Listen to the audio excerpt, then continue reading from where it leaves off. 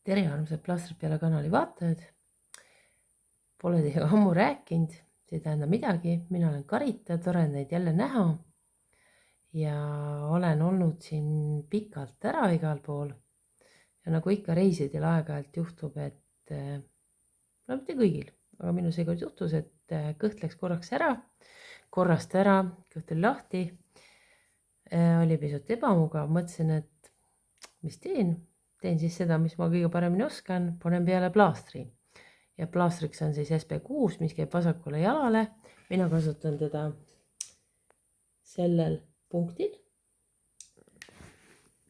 Ja pean nüüd päris ausalt ütlema, et panin plaastri peale ja pärast seda oli nagu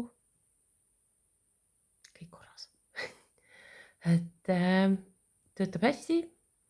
Kui teil on võimalus, tellige endale SP6, võtke reisile kaasa, kui juhtub midagi kõhuga, saate alati kasutada.